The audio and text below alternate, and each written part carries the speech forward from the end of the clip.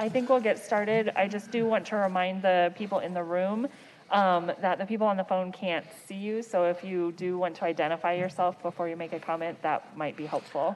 But other than that, I think, Mark, whenever you're ready. I'd like to call to order the January 3rd Citizens Advisory Committee meeting. Start with a roll call. Byrd. Present. Classen. Present. Gilmore. Present. Hodges.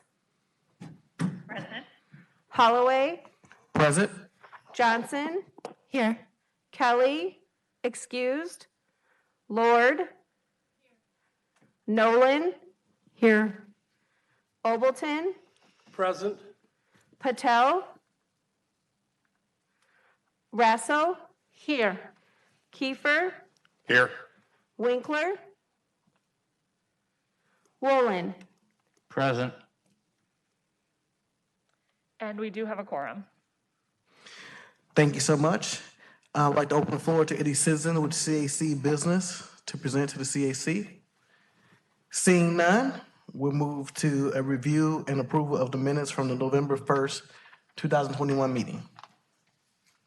Move to approve. That's Classen. Move to approve. Is there a second? Johnson, second.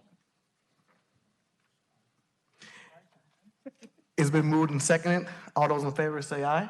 Aye. All those opposed? Aye. All right. Next is a action item, reprogramming of year 46 funds to year 47. Heather? Before I move on to that, I do just want to note, it was in the packet, but I just want to mention for the record, we don't have a financial report this month, and that is because HUD normally sends us our authorization to use grant funds in September, August or September, and we did not get it this year until just a couple weeks ago. We got it in mid to late December, so it's the latest we've ever gotten it in the time that I've been here. So until HUD sends us our clearance, then we can't start paying our subrecipients. And until we start paying them, our finance department can't give us a financial report. So that's why you don't have a financial report. We're really hopeful we'll get caught up by next month, or at least have a good couple months to show you. But I just did want to mention that that is why there's no financial report to approve. Thank you, Heather. So with that, we'll go into reprogramming. So we have a couple of new members, so I'll just kind of like recap what reprogramming is. I know we talked about it last time. So each year the city receives a grant from HUD, and it's a one-year grant. So we don't get multi-year grant commitments from HUD, and therefore we can't make multi-year grant commitments to subrecipients or other partners. Added to that is the fact that we have a couple of HUD-imposed caps on our funding. So every year there's a cap on public service funding, and there's a cap on administrative funding. And so when we reach the end of a program year, if there are agencies or entities or programs that have not spent all of their money, it's a one-year agreement, so it kind of goes back into a pool for reprogramming, and we can't just automatically carry that over, because simply having money left over from a previous year does not make more room available under a cap in the current year, if that makes sense. So kind of each year has to stand on its own. So in this case, we do have funding that's left over. If you look at your packet, we have a action item starting on page 6. I'd like to note again this month, I remembered to put page numbers on the packet. So on page 6, your action item begins, and there at the top is the first bulleted list, and that identifies the sources of the reprogramming money. So that is the programs that did not spend all of their funding in the prior year. You'll notice it's a bigger chunk of change than we normally have available for reprogramming. Last year, we only had probably a quarter of that. So this is a higher number than normal. And I would remind you that the budget for the year that just ended, which ended in June of 2021, was actually made in the fall of 2019. So that was pre-COVID. So we didn't even know that was on the horizon, and we certainly didn't know all the various special programs and stimulus funds were on the horizon either. And so what happened is once kind of COVID rolled out and the federal stimulus money became available, those activities that we as staff were carrying out, we couldn't pay for them with CDBG funding. We had to pay for that staff time with the funding that was available through the stimulus, because the stimulus time was not eligible as CDBG time, even though it's a kind of a form of CDBG. So the end result is that we created a budget in good faith for money that we thought that we would spend before COVID. Then COVID happened and blew all of that up, and the stimulus came through, and we had to spend stimulus money first. And so that's why it's a little bit bigger of a pool than you would normally see. But the good news is, because of this reprogramming process, it's not as if we end a program year and that money goes back to HUD. We still have the funding authorization. We can still use it and spend it here in our community. And that's what reprogramming does, is it kind of recommits that funding to eligible programs. The catch is it has to be something that's already in our annual plan, which has already been approved by HUD. So what happens with reprogramming is that an invitation can go out to our subrecipients and our agencies to request reprogrammable funds. In a typical year, we fund all of the money that we think we can under the public service cap. So we usually aren't able to extend that invitation to public services because, as I said, money that is left over from a previous year does not make room under the current year's cap. However, this year, due to some of the stimulus programs, program income that came in, some waivers that HUD has, just as was the case last year, we are able to make a one-time opportunity for public services to apply for the reprogrammable funds. So we made that calculation and we estimated, similar to last year, we had about $25,000 that we could make available in the public service category.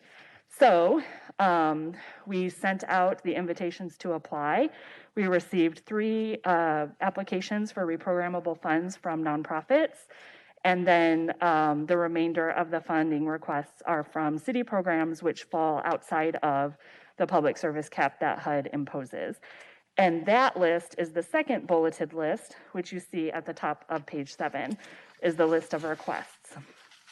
So those requests total a little more than $190,000, and what we have available is a little more than $178,000. The total of the public service requests is under what we think the revised cap will be.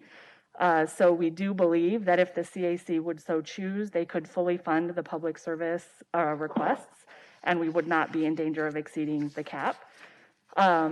In the non-public service category, from a staff perspective, the request was a $40,000 request for training for nonprofits in how to develop affordable housing. We have a lot of stimulus money that is out there right now. We have some special home money that's coming through.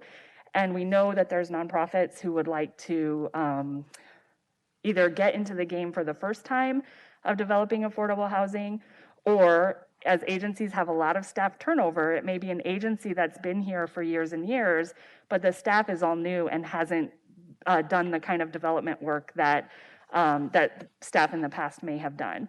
And so we kind of talked it through, and we thought it might be in this year where we have kind of some special flexibility, we might want to make funding available for nonprofit training in affordable housing, and that would fall under the admin cap. But because our requests, again, are assisted by the fact that we have some stimulus money paying for staff, we aren't spending quite as much admin money as we would normally, so we have some room under the cap. We think that that would be an acceptable use of funds. And then the remainder would be a request for more funding for the housing rehab program. And I say housing rehab program, but what it really is we call it housing rehab and neighborhood revitalization. So that includes affordable housing development, owner-occupied rehab, wheelchair ramps, down payment assistance, infrastructure in support of affordable housing, all of the different categories of things that HUD allows us to do in that category. And the funding that we would request for that would go into the fund and would be available for those programs. So that's kind of the summary of reprogramming and what it is and how it works. Are there any questions for Heather? Is there any discussion? Fred? Yeah, it's Fred. I came up with like a $40,965.82 difference from request versus what we have. Is that correct? Yeah, I don't know the exact number, but yes. Yeah. On the top three items are basically public service ones, and then the Yes. bottom two are city, That's correct, the non-public service. the non-public service. And I do believe if the top three, which are public services, are fully funded, it would not exceed the public service cap. So I think that if the CAC would so choose, that would be acceptable. And then the cut, if any, to be taken, I would propose would most sensibly be taken from the Housing Rehab and Neighborhood Revitalization Fund. That's kind of what I was thinking. My question would be, which one of those could suffer or would you split the loss, or could one of them withstand it more than the other? I would say that the rehab fund itself could withstand because remember, this is reprogrammable funds. It's additional beyond what we thought we would have. And so I would propose the Neighborhood Revitalization Housing Rehab Fund. If one is going to be shorted, would be the better one to short. And that's because we did calculate out the $40,000 based on what we think we would need to get either a consultant in to do the nonprofit development training, or to basically pay the registration fees if we can't get a consultant to come here to send staff someplace else. Okay, so I would make a motion then that we redistribute the funds to these organizations, the top three as requested, actually the top four as requested, and then the shortage would come out of the bottom one, which is the Housing Rehabilitation Revitalization Fund. That's where the $40,965.82 short would come out of. That's my motion. Heather? Yes, Austin. Oh, I'm sorry. I didn't mean to step on your toes, Mr. Chairman. Go ahead, Mark. Go ahead, Austin. It's your turn. Okay. Just before we move forward with the motion, could we get the details, if they are available, on what the requests from those public service agencies were, what they're for, what Big Brothers Big Sisters, they requested a very specific amount of money. So I was just curious as to what if they're extending the programs that they already told us about, or if they're trying to do something new. So it is funding for programs that are already approved. That's kind of like a basic requirement, but I'm going to let Dawn take that if you can cover what the request for the three nonprofits. Sure, happy to. So it looks like Big Brothers Big Sisters did some salary adjustments with leadership staff, program delivery staff that's already being funded. Those adjustments were awarded in December. And so what they would want to do is use this money starting to reimburse for payroll in 2022. Humility Homes and Services has expanded their shelter to include a winter emergency shelter in the basement of their current shelter. And that it looks like is an expansion of their services, and that's a $5,000 request. And that specifically, they'd ask for like a portion of the monitor that would be down in that area, since it's a separate and new area. Lastly, we have Project Renewal, and what she is asking for is a position that we already fund. We fund just a portion of. This particular staff works 100% in this program, and what she's asking is if she can use that money to fund them further, to Pay a larger percent. yeah, just pay a larger percent. It looks like additional funding of 50% for that position. So that looks like our three nonprofits. Thank you, Don. I have it. Reagan. Go ahead. Reagan, go ahead. No, you were up first. Johnson. Jay Wolin. So I will say the Humility of Mary and Project Renewal had very specific things. I didn't really understand the Big Brother, Big Sister one. It sounded like they were just giving people raises that they've already given them. So, or giving them bonuses or something. And so I don't know if it's not necessarily a direct program helping.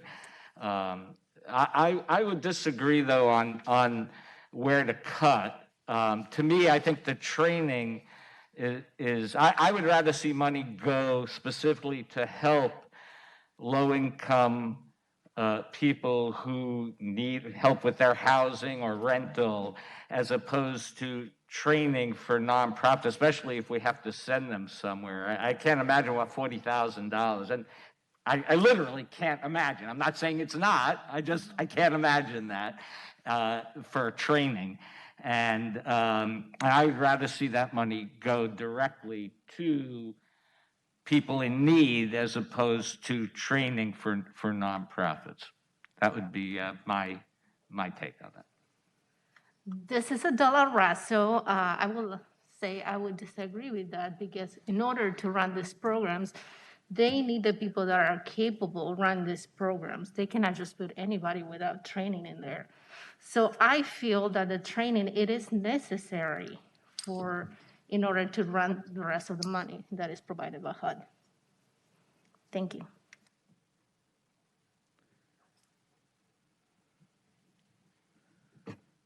Johnson?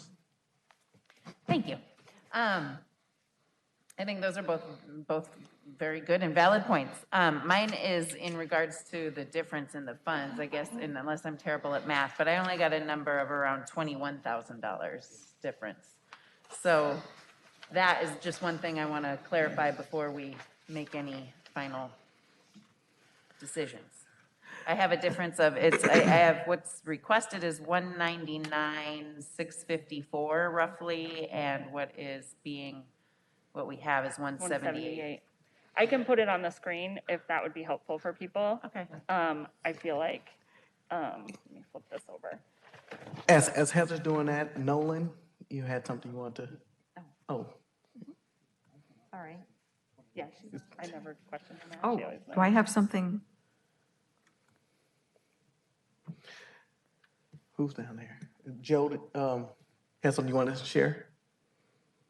Yes, I did. My question is, now, this extra funding, this is just for this year. So all of what we are talking about moving, if these are permanent changes that are being made, do they understand that that money that was used this year won't be there next year?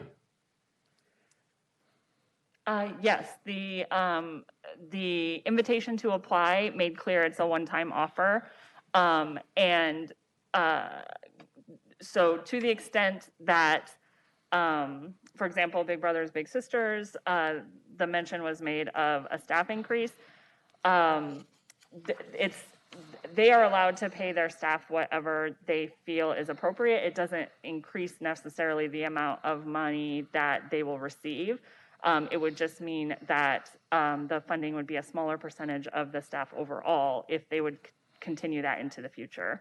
So the grant doesn't change, and that's true of every agency every year. So every year you all grant a finite amount of money to an agency, and throughout the year, I would say all of our agencies tend to, just as in our own jobs, there are opportunities for raises or adjustments, and that happens every single year with almost every agency. However, they wouldn't get more money. The pool of money that's still available in a typical year is just the pool of money that's available. It doesn't go quite as far. The difference this year is that more money became available and they've chosen to use it to cover a raise that they already were planning to do, which is, an eligible use. So, but yeah, it's a one-time thing, and it just, it won't be extended again unless some of these COVID flexibilities continue into the future, or if we get another big influx of program income as we did last year. Fred, did you have a question or comment? Yeah, I got 3 or 4 different numbers when I add up the group of requests. So is it 199,654 requested? Is that correct? Okay, so then that would be about $20,000 difference, a little bit more. These organizations have already been funded, all of them, all that are listed, have already been funded as per their request. This is an additional amount that we're giving these people, that we're, putting out. It's not like somebody's being slighted $20,000. They're not getting as much of the extra as they requested. So I'm fine with taking it all out of the housing rehabilitation revitalization. But my other question is, did we have a second? Because we're discussing it without a second. I'll second. Thank you. Heather, as you are updating the numbers, can you, for those who are at home, just kind of go over what those numbers would be? Just give me 1 second. Math on the fly, people. You do this to me every time. I don't know why I didn't set up a spreadsheet. And a laptop, too. I don't even have a proper mouse. Okay. This is what it would be. So on the screen, for those of you at home, we have funded Big Brothers Big Sisters for their full request of $2,954. We have Humility Homes and Services funded at their full request of $5,000. We have Project Renewal funded at their full request of $11,700. We have the Affordable Housing Training request funded for the full amount of $40,000. And that leaves a remainder available for the Housing Rehab Fund of $118,728.18. And the total of those numbers is the amount available, which is $178,382.18. It's been motioned and seconded. Is there any further discussion? Would you repeat the motion, please? This is Elizabeth. Please repeat the motion. The motion was to go with the recommended for the top four, and then there's like $21,000 and some change that's over requested, to take that out of the Housing Rehabilitation and Revitalization Fund request, to drop it out of there. So instead of being 140, they would be 119 and some change, somewhere in that vicinity. Yep. The Housing Rehab Fund under this calculation proposed would be $118,728.18. And the other four would be fully funded. Jay, you had a question or comment? Yeah, Jay Wallen. I am curious how we came up with the $40,000 number. What is that comprised of? So there's an organization called the National Development Council, and they have a certification program called Housing Development Finance Professional, and it's 4 courses. Each of them cost in the neighborhood of $1,000, some a little more, some a little less. So it averages at $5,000 per person. We estimated 2 people per agency for 5 agencies. And specifically, what do you have specific agencies that you are thinking We about? haven't extended an opportunity yet, but we arose at the 5 agency estimate just based on agencies that we know we work with that have worked with affordable housing, but it's by no means limited to them. Okay, thank you. But that's how we came up with the 5. Thank you. Heather, and for the rest of the committee, just a point of order.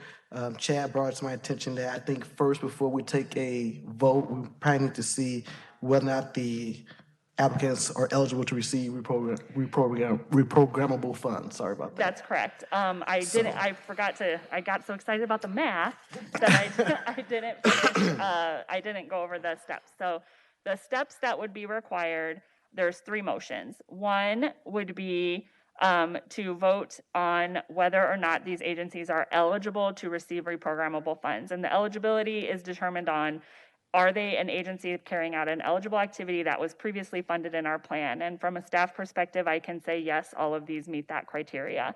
The second motion that would be needed would be to allow them to exceed their original funding request.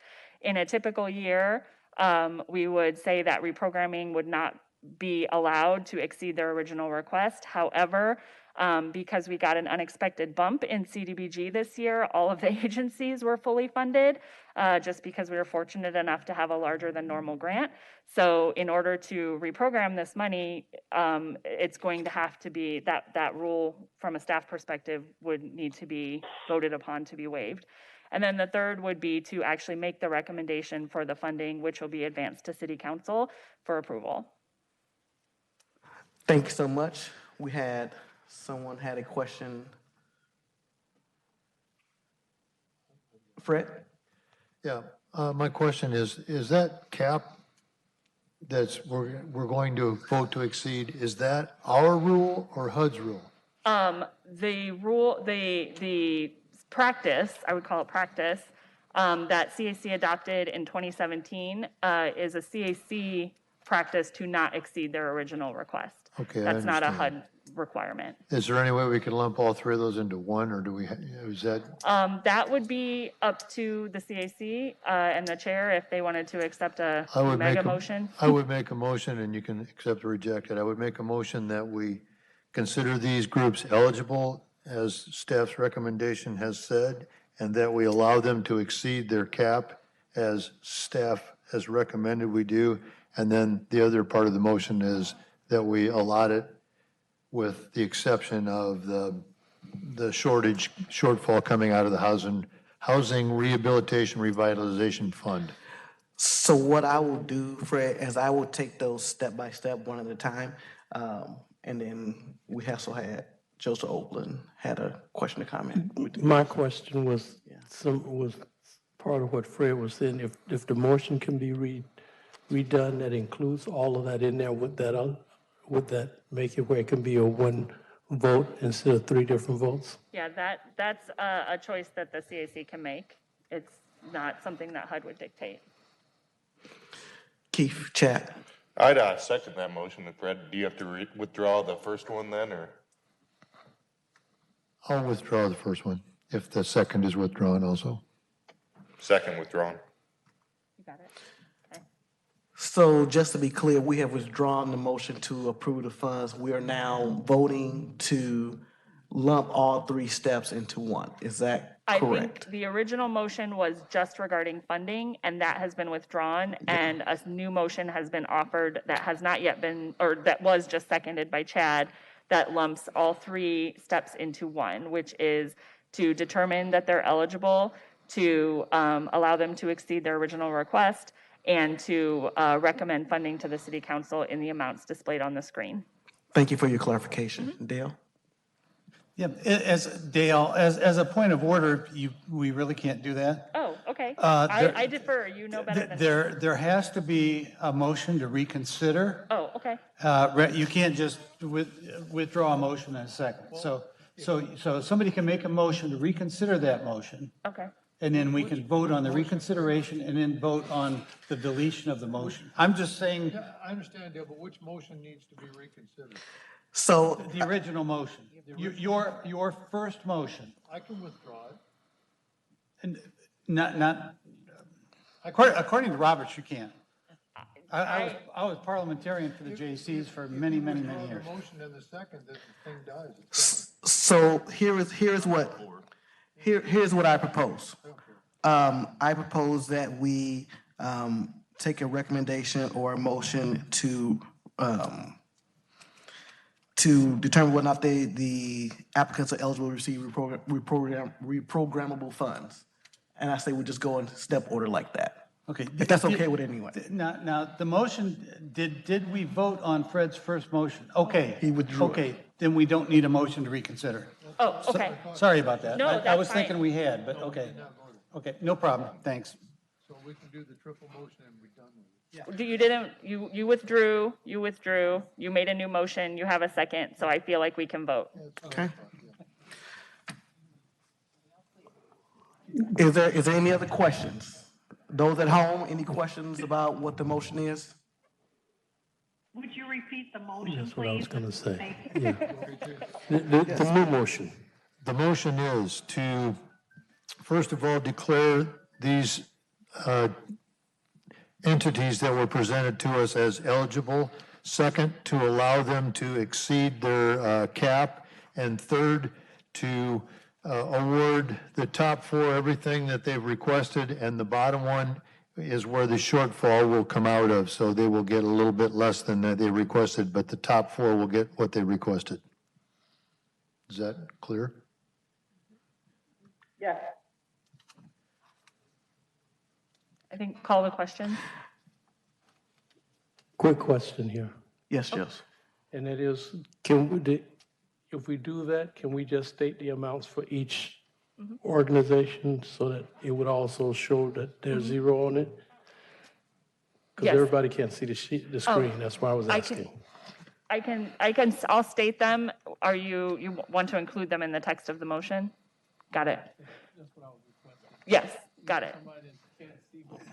Okay. I understand. They should have gotten this on an email, but 2,954 to Big Brothers and Big Sisters, 5,000 to Humility of Mary Homes and Services, 11,700 to Project Renewal, 40,000 to Nonprofit Affordable Housing Development Training, and then 1,000. 118,728.18 would be the housing rehab fund.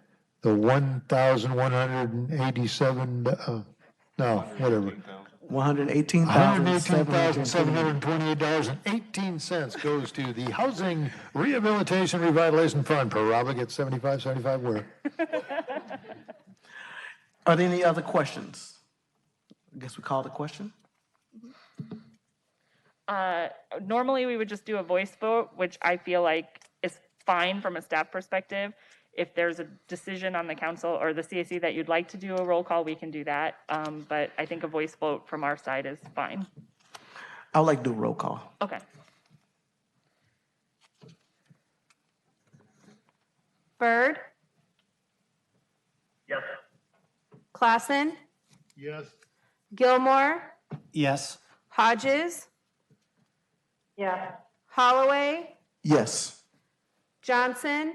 Yes. Lord? Yes. Nolan? Yes. Obleton? Yes. Rasso? Yes. Kiefer? Yes. Wolin? Yes.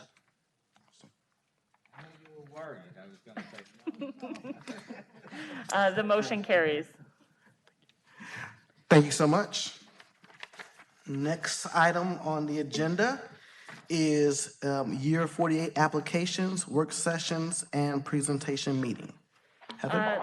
So we did receive the applications from, for year 48 funding. They are available here in hard copy for those in the room who'd like to pick them up.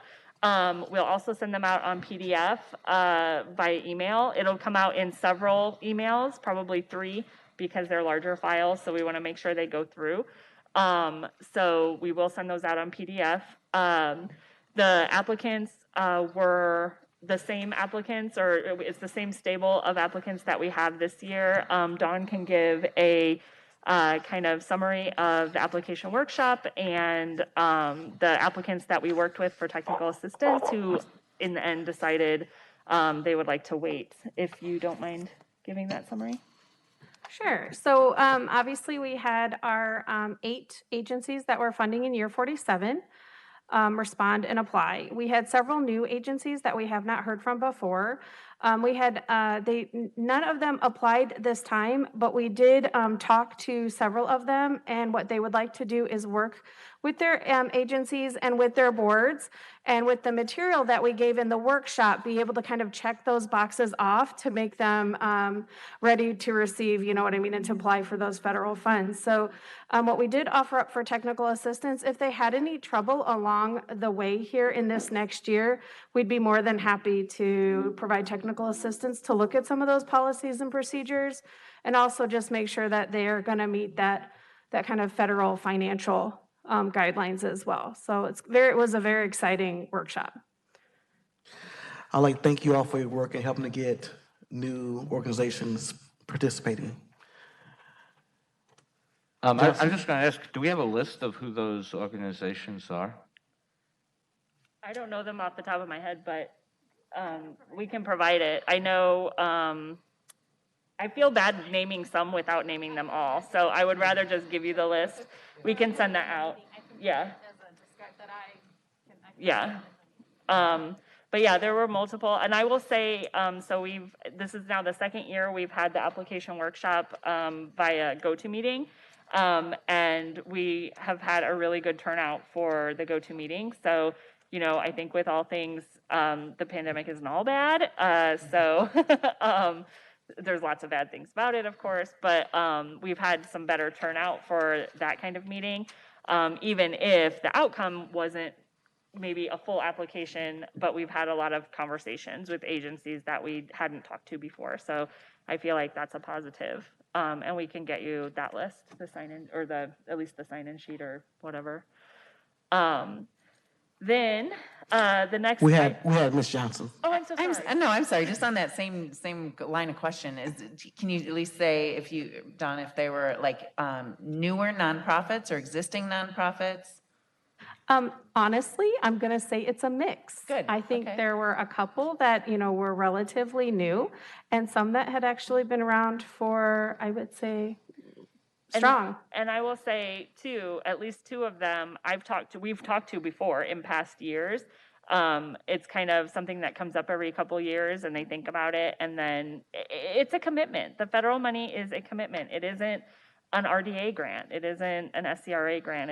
It's a different level of commitment. And so some agencies may decide, have in the past decided they're not ready.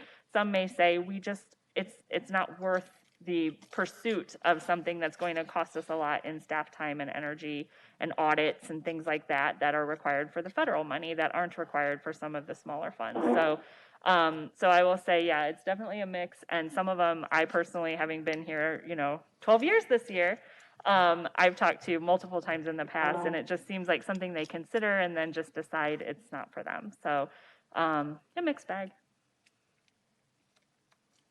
Great. Thank you. All right. There are no other questions? I have, sorry, regarding the work session, I do want to point out that we did have to change the date. It was originally scheduled for January 17th, which I didn't realize was a holiday. And so we had to move it to January 24th. And that is the only day that week that we have room availability. So if there's a decision that you'd like to have a work session, as has been the case in past years, that would be the only date that would be available. And we don't need a vote for that. It would just be a consensus. And then the other thing would be, do you want to have it fully in person, fully online, or a hybrid of both? So that would be a decision that we would need to make tonight.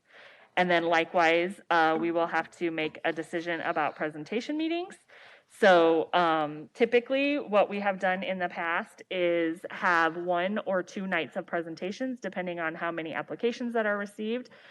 Since we received the same number of applications this year as last year, and we did last year's on one night, from a staff perspective, I would say it would make sense to do that again. And the date of that would be February 10th, which is Monday, or I'm sorry, excuse me, February 7th, which is our normal date for our February meeting. And then with that, again, would be the decision, do you want to do the presentations? And if so, did you want to have them in person, online, or a hybrid of the two? Any discussion, or we have Jay? Yeah, Jay Wallen. So a couple of things. One question, because I know I think in one of the emails suggested that it be online. And so is that from a safety standpoint, from your concern, or? Well, the city has no protocols in place, so Right. the city is not putting any restrictions on it at all. Right. So it would be just strictly a CAC decision of how you would want to do it. I would note that some of our agencies have guests that would attend, and there may be guests that would prefer to have a remote option, or even agency staff itself, either for convenience or for their own safety concerns, perhaps. So, I mean, we have the technology, it's allowed. I think members who were here last year can decide if they felt that worked well or not.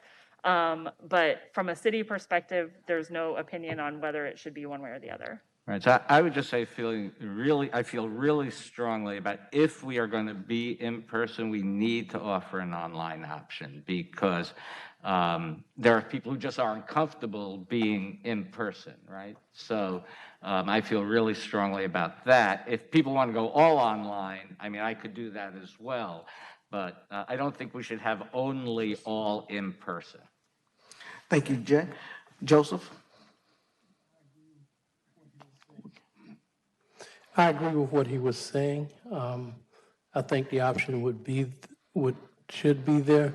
My preference, though, is that they would be in person as opposed to online, but given the situation, I respect those who are concerned about being out in public. Any other thoughts or discussion?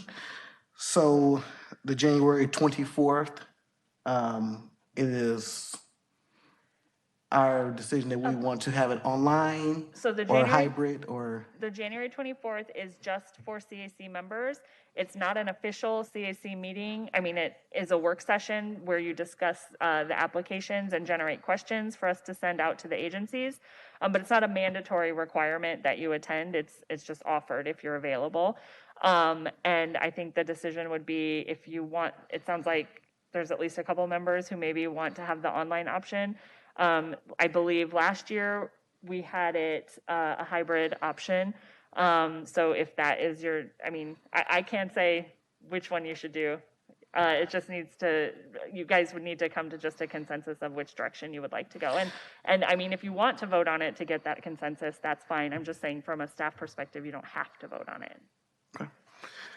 what are your thoughts? Quick question, can I just verify the 7th or the 10th? Because I heard two dates thrown out The there. 7th, I'm sorry, I Okay. misread. The 10th would have been the date for the second night of presentations if needed, but we, from a staff recommendation is we don't need that date. Okay, So it thank would be you. the 7th. Thank you. for that Point of clarification. clarification, we're talking about the work section on, I think he was asking about presentations. Okay. So I think you're right to maybe we do the work session first and then the yes, presentation. let's start meeting. with the work session. So the work session, we make that hybrid? Is that pretty good? Everyone, I see a lot of heads bobbing. So the work session will be a hybrid on the 24th of January. And then the presentation, and that will be on the 7th, correct? Yes, February 7th. And will you make that hybrid as well? So I think there's a consensus that we would have both the work session and the presentations hybrid. Okay. And I'm crossing out February 10th. We won't need that date.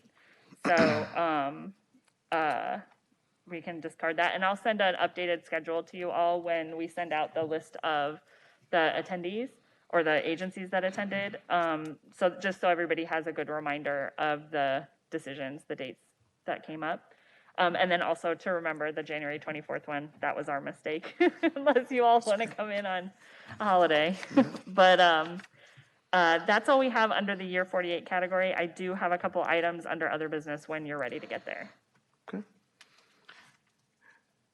We can move down to the other business. Anyone have anything else they would like to add under other business before Heather goes?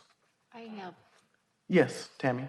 Is it possible that this year, when they're given their presentations, you know, they're only given 5 minutes, but when we ask them questions, they don't have a time limit. So there's a few that kind of have a tendency to ramble or try to get in things that they couldn't get in the 5 minutes. Can we also have a time limitation on questions too?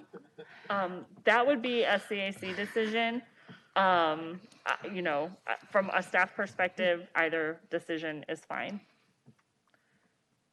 I mean, I kind of see where, I don't really remember that. I thought it went really well online, but maybe just a general suggestion to them, maybe not a rule necessarily, but a commentary, you know, as they begin the question. We can, and I think we can put it in the invitation email, because we'll send an email to the applicants with their presentation schedule. So I think we can put it in the email just to be respectful of the time in their answers as well. The other thing I would comment is at the work session, and even if you're not able to attend the work session, don't forget that CAC members are encouraged to generate questions at that time. So you review the application, we come together as a group, we review them, talk through any questions. Sometimes staff is able to answer the questions, but if we can't, then we send those questions out in writing to the applicants.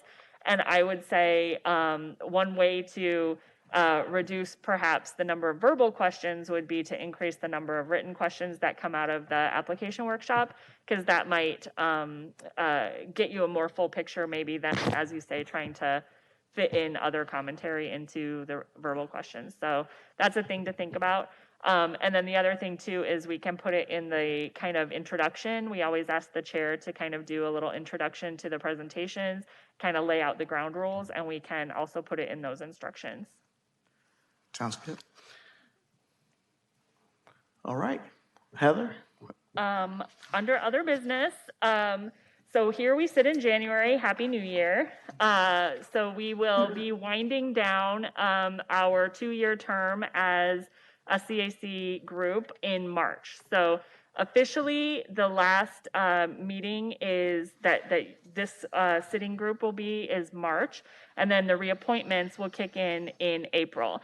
The exception to that in the bylaws is if for some reason HUD has not approved our numbers, or we get a new number that grant amount that has to be voted upon. So you may be called upon to extend a little bit past that term. But we, on purpose, have the terms of CAC members run through our allocation process, because if after a municipal election, all of our CAC members turned over right now in January, we would have a bunch of new people who had not been through all the steps that led up to this application, but yet they would be scoring the application. So, so that's kind of why the terms extend a little bit. But that said, it's not too soon to talk to your appointing officials. So we'll go through the process. It's about 90 days of considering reappointments. I know we have some council members who didn't run or that were not reelected. So you may be occupying a seat for someone who isn't the person who originally appointed you. And so it's never too early to talk to your appointing official and tell them how much you love the CAC and you love the city staff, and you would just be so sad if you couldn't come back and see us every month. So just a reminder, it's not too early to have those conversations. And then we'll be sending out more information when we get it from admin. But remember from this last time, those of you who've been around a few years, there was an online application process that you had to go through, even if you were going to be reappointed. So I'm not sure what process they're going to be using this time. And once we do know, I'll pass it on to you. But verbal conversations are completely fine. So sometimes you have to just remind people. Thank you, Heather. Fred? Yeah, I would just suggest that maybe you could send out contact information for those people. Like, I have no clue where to get a hold of this person, so. Sure. I can send out the, in fact, we just got a new contact list because we have new council. So we just got it. I can send that out to all of you. And then I'll also send out the CAC member list so you can see who appointed you, because sometimes, like I say, it changes. And so, oh, and then the other thing I always say is just because there's no requirement that a CAC member has to live in the ward of the alderman that appointed them. That is often the case, but it is not a requirement in the CAC bylaws. So we do sometimes see that a CAC member may have been appointed by one alderman, but then, they're kind of adopted by a different one. So just keep that in mind as well. That sometimes there's some shifting that goes along, and that is especially true, probably less so this time because we didn't change mayors, but the mayor, as you may remember, has to appoint 5 members to the CAC, and sometimes, there's some shifting that goes on there because that's a big number to have to appoint, and so they sometimes kind of look to past CAC members to bring them in. So those of you who have been on for a few years, some of you have been appointed by many different members through the years. So just as a reminder that is also an option. But I'll send out all that contact info tomorrow. Thank you so much. Any other thoughts, questions? I entertain a motion to adjourn. I I second it. It's a triple tie. I think Nancy made the motion, Tammy seconded the motion. All those in favor say aye. Aye. All those opposed? Aye. Thank you. This concludes the January 3rd Citizen Advisory Committee meeting. Thank you. Thank you, everyone. Thanks for those that called in on the phone, Elizabeth and Austin. And Austin, sounds like you were able to make it the whole time. Yes, thankfully somebody covered for me, so we're all good. That's awesome. I'm glad nobody got sick in this last hour. We'll see about next hour. Thanks, Elizabeth. Have a good night. Bye-bye. Welcome. Bye-bye.